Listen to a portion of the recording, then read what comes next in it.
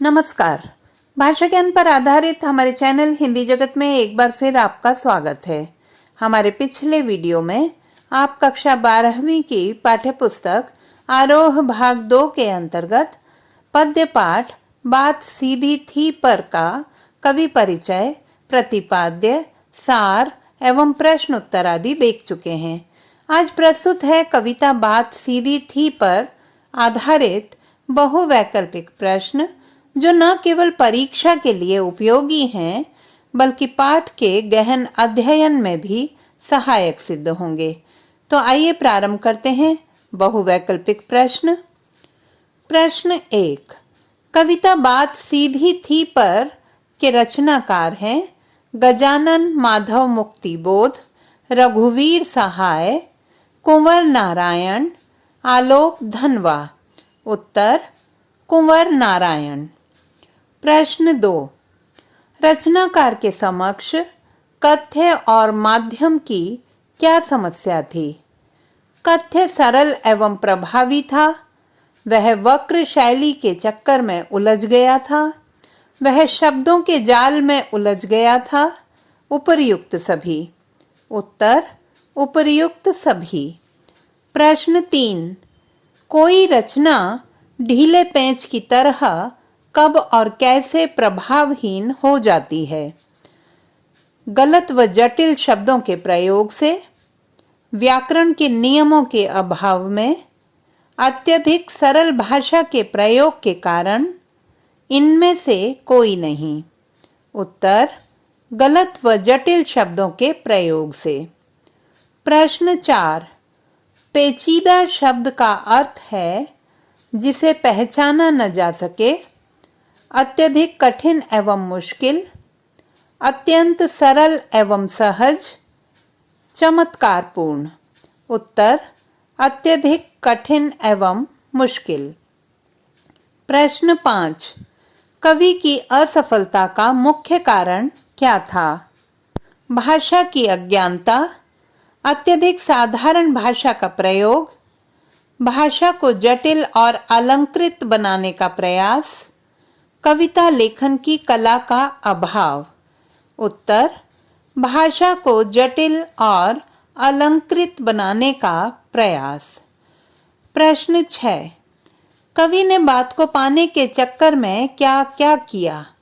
विविध ग्रंथों का अध्ययन किया, भाषा को पूरी तरह बदल दिया, लोगों की प्रतिक्रिया की प्रतीक्षा की, भाषा को घुमाया फिराया तोड़ा मरोड़ा। उत्तर भाषा को घुमाया फिराया तोड़ा मरोड़ा। प्रश्न 7। कविता बात सीधी थी पर कुंवर नारायण जी के किस काव्य संग्रह से ली गई है? आमने सामने, इन दिनों, चक्रव्यूह, कोई दूसरा नहीं। उत्तर कोई दूसरा नहीं। प्रश्न 8। करतब का अर्थ है चमत्कार, दर्शक, प्रशंसा, बुरा फंसना। उत्तर चमत्कार। प्रश्न 9। कवि में क्या कमी थी?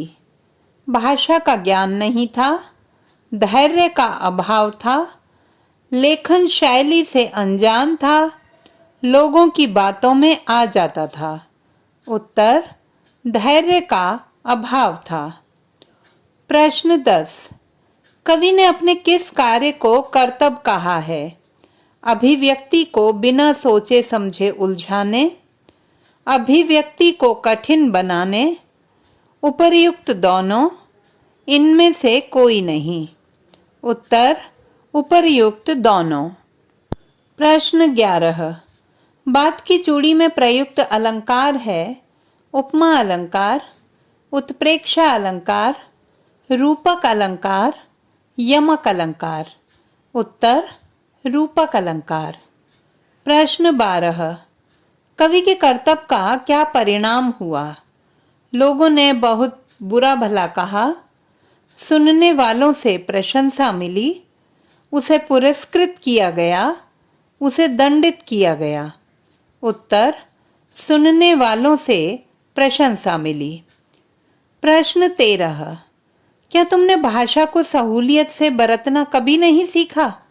पंक्ति में प्रयुक्त अलंकार है मानवीकरण अलंकार, प्रश्न अलंकार, विरोधाभासी अलंकार, पुनरुक्ति प्रकाश अलंकार।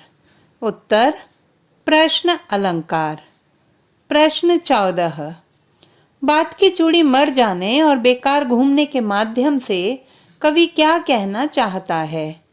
प्रभावहीन कथ्य, प्रभावशाली कथ्य, अलंकृत कथ्य, इनमें से कोई नहीं। उत्तर प्रभावहीन कथ्य। प्रश्न 15, भाषा को सहूलियत से बरतने का अभिप्राय है सहज अभिव्यक्ति, अलंकृत भाषा का प्रयोग, दुरूह भाषा का प्रयोग, उपर्युक्त सभी। उत्तर सहज अभिव्यक्ति।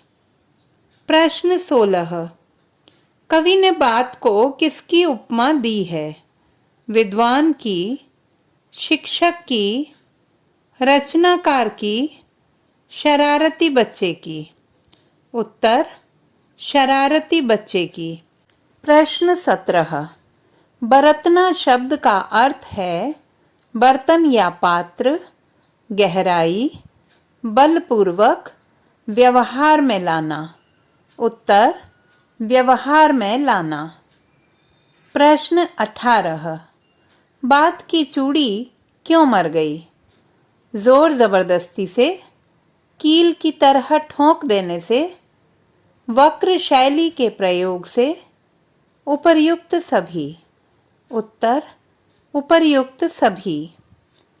प्रश्न 19, कविता के अनुसार बात बन जाना मुहावरे का अर्थ है बात का पकड़ में न आना, बात का प्रभावहीन हो जाना, बात में कसावट का न होना, कथ्य और भाषा का सही सामंजस्य। उत्तर कथ्य और भाषा का सही सामंजस्य। प्रश्न 20, कवि को पसीना आने का क्या कारण था? लक्ष्य से भटक जाना, लोगों की प्रशंसा, सम्मान पाने की चाह, प्रभावी कविता। उत्तर लक्ष्य से भटक जाना। तो बच्चों, आशा करती हूँ कि आज का हमारा यह वीडियो आपके लिए अत्यंत सहायक सिद्ध होगा। पाठ के गहन अध्ययन हेतु इस पाठ पर आधारित हमारे अन्य वीडियोस देखना ना भूलें। भाषा संबंधी किसी भी समस्या के समाधान हेतु बने रहिए सुनीता भटनागर हिंदी जगत के साथ। आपका दिन शुभ हो।